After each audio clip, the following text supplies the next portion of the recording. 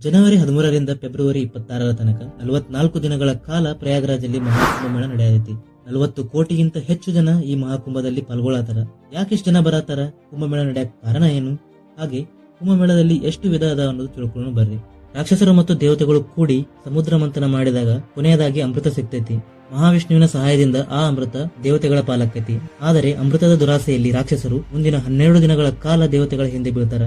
ಹೀಗೆ ರಾಕ್ಷಸರಿಂದ ತಪ್ಪಿಸ್ಕೊಂಡು ಓಡ್ಬೇಕಾದ್ರೆ ಅಮೃತದ 4 ಹನಿ 4 ಸ್ಥಳಗಳಲ್ಲಿ ಬೀಳ್ತೈತಿ. ಆ 4 ಸ್ಥಳ ಯಾವಂದ್ರ ನಾಸಿಕ್, ಉಜ್ಜಯಿನಿ, ಪ್ರಯಾಗರಾಜ್ ಮತ್ತು ಹರಿದ್ವಾರ. ಈ 4 ಸ್ಥಳಗಳಲ್ಲಿ ಕುಂಭಮೇಳವನ್ನು ಆಯೋಜನೆ ಮಾಡಲಾಗುತ್ತೆ. ಕುಂಭಮೇಳದ ದಿನದಂದು ಇಲ್ಲಿನ ನದಿಯ ನೀರು ಅಮೃತ ಆಗ್ತೈತಿ. ಹಾಗೆ ಈ ನದಿಯಲ್ಲಿ ಸ್ನಾನ ಮಾಡಿದ್ರೆ ಅವರ ಪಾಪ ಎಲ್ಲ ಕಳೆದು ಹೋಗ್ತೈತಿ ಮತ್ತೆ ಅವರಿಗೆ ಮೋಕ್ಷ ಸಿಗ್ತೈತಿ ಅನ್ನೋದು ಜನರ ನಂಬಿಕೆ. ಹೀಗಾಗಿ ವಿಶ್ವದಾದ್ಯಂತ ಎಲ್ಲ ಕಡೆಯಿಂದ ಜನರು ಬಂದು ಇಲ್ಲಿ ಸೇರ್ತಾರ.